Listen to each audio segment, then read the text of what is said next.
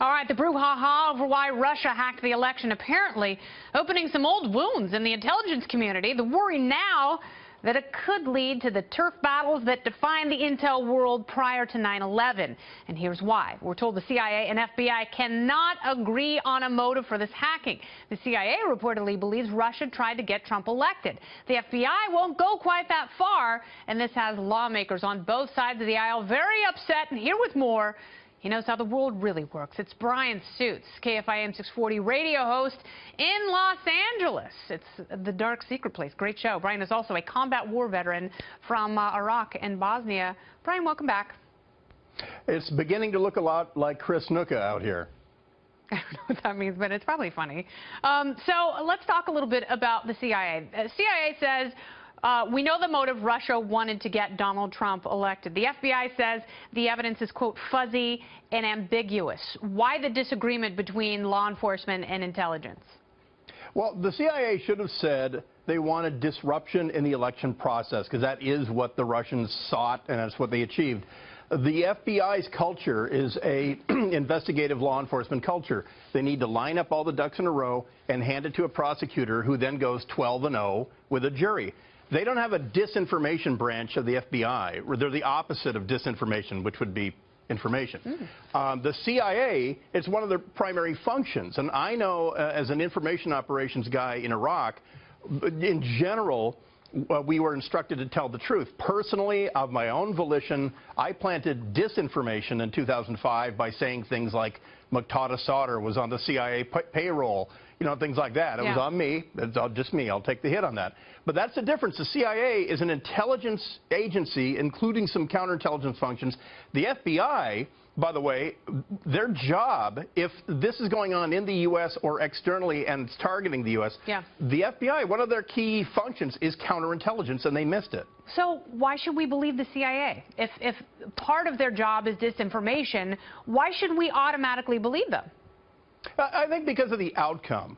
What we have here is the largest political divide in our lifetimes, probably within 100 years. Okay, well, let's talk about the outcome, because this is something that I think is really important to address.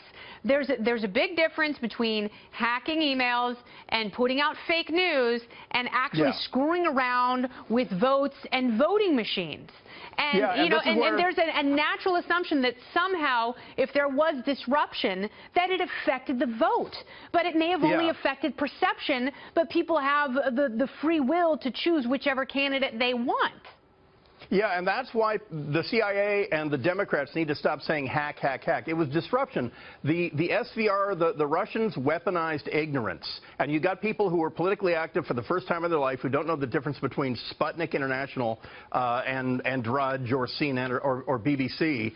And that was the key. And by the way, the Democrats... But was it, though? I mean, do you really think there are enough people who were influenced by fake news stories to change the electoral outcome of the election? That's my ultimate question, because I think in some ways that's really disingenuous and insulting to voters. Yeah, no, I don't, but I do think that there was a critical mass of people, maybe just in the bubble, who were either rejecting Hillary because of fake things, besides her just being a loathsome person. But there are plenty of real things in the FOIA outcomes in the email server scandal. Yeah, but I mean, when you have something, you know, under its own momentum that gets a guy to come to a pizza restaurant, you know, there was a real issue. And part of the thing is, this has nothing to do with doing anything illegal. It's perfectly legal to put up a fake website or to influence the American voters. Americans need to be cognizant of the fact that in 2011, Putin blames us for political instability after their election. So turnabout is fair play. This has been on his plate for 5 years. And it's also not the first time that Russia has caused some disruption in elections outside their country. The question is, does it affect the outcome of the race? At this point, I don't see enough evidence that it does. I don't have a problem with there being a congressional investigation, but I think it's premature to come to those massive and hysterical conclusions. Last word. Yeah, no, I agree. And if the Democrats let Debbie Wasserman Schultz's resignation go without mentioning that somebody externally messed with a private organization called a political party in America, If that came and went, they discouraged all those Bernie voters, then that's on them. By the way, if the Republicans think that by 6 p.m. on January 20th, the Reince Priebus to Jeb Bush Donald Trump Oppo research doesn't get released, then they're really naive about who this guy is, Putin. I love naivete. Brian Suits, thank you so much.